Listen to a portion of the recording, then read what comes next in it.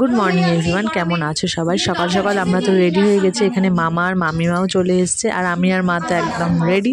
আজকে তো মা আমাকে একদম সকাল সকাল ঘুম থেকে ডেকে দিয়েছে। আমি স্নান সেরে এসে দেখি মায়ের অর্ধেক রান্না হয়ে গেছে আর আমি কিছুটা করেছি। আমরা তো বেরিয়েও পড়েছি। এদিকে আমি আর মা বসেছি, সামনে ভাই আর আমাদের সামনে রয়েছে সোনামা, মামা আর মামিমা।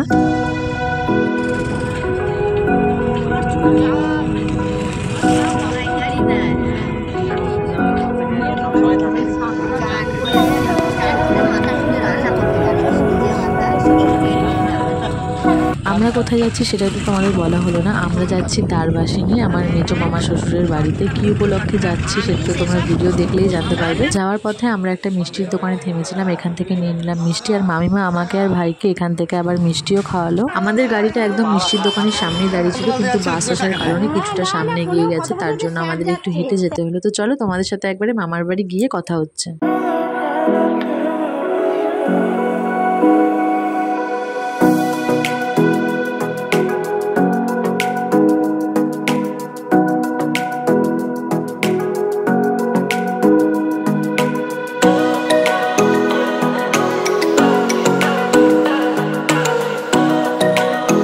আমরা মামার বাড়ির একদম কাছেই চলে এসেছি আর তোমরা মাইকে পুজোর মন্ত্রের আওয়াজও শুনতে পাচ্ছ। মামিমার বাড়ির কুলদেবতা পঞ্চানন ঠাকুর নতুন করে মন্দির করে আজ তার প্রতিষ্ঠা করা হচ্ছে, তার জন্য মামিমা নিমন্ত্রণ করেছিল আমাদের আসার জন্য। কিন্তু কাল রাত পর্যন্ত ঠিক ছিল যে আমরা আসবো না, কিন্তু আমার বর হঠাৎ করেই গাড়ি বলে রেখেছিল। হয়তো বাবা পঞ্চাননের টানেই আমরা আজ এখানে এসে উপস্থিত হয়েছি। এখানে এসে প্রথমেই ধূপকাঠি আর মোমবাতি জ্বালিয়ে বাবা পঞ্চাননের আরতি করে প্রণাম জানালাম। नमः शिवाय। ओम ह्रीं जगन्माता देवी दुर्गा शांति प्रिया श्री चंडी जगत्तारिणी विपदनाशिनी फलप्रदा विश्वेश्वरी विश्वमाता दुर्गाई नमः। ছেলেই করলো, আমার ছেলেই নেই, ছেলে বউ নাতি ওখানে হসপিটালে বছরের তো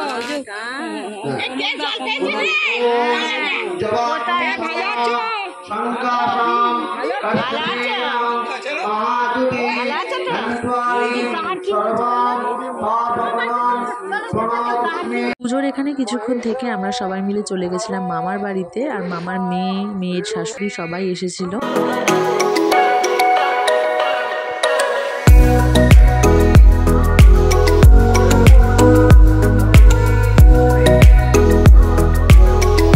এটা হচ্ছে আমার মামিমার বেয়ান, মানে দিদি ভাইয়ের শাশুড়ি, দেখতে পুরো আমার দিদার মতো। আমরা কিছুক্ষণ গল্প করতে করতে জামাইবাবু আর দিদির মেয়েও চলে এসেছিল। তোমরা হয়তো দেখে বুঝতেই পারছো কোন দিদি ভাইয়ের কথা বলছি, যে দিদি ভাইয়ের বাড়িতে আমরা সবাই মিলে ঘুরতে গেছিলাম। ওই জন্য অত হাসি মুখে।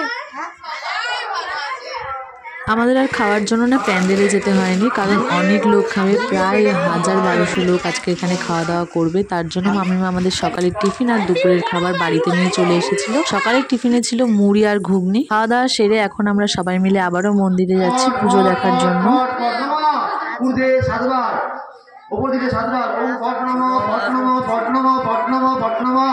মন্দির প্রতিষ্ঠার জন্য কলকাতা থেকে বেশ কয়েকজন পুরোহিত এখানে এসেছিলেন, তারই মধ্যে একজন পুরোহিত আমাদের সবার মাথায় তিলক টেনে দিলেন। মেজো মামিমা বললো চলো সামনে গিয়ে দেখে আসি দুপুরের খাওয়া দাওয়া শুরু হয়েছে কিনা। তারপর মামিমাও আমাদের সবার জন্য বাড়িতে খাবার নিয়ে এলো। আর আজকের দুপুরের মেনুতে ছিল গোবিন্দভোগ চালের খিচুড়ি, নিরামিষ আলুর দম, আমড়ার টক, পায়েস আর বোঁদে।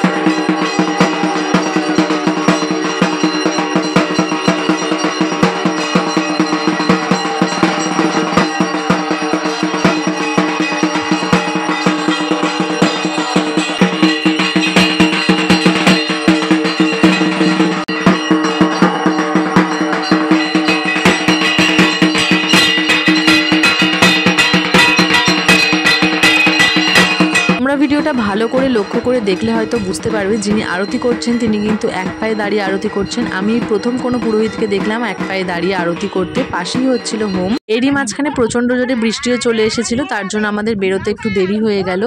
এখনও কিন্তু পুজো শেষ হয়নি, পুজো শেষ হতে হতে সেই সন্ধে হয়ে যাবে। তারপর নাকি হরিনাম সংকীর্তন আছে।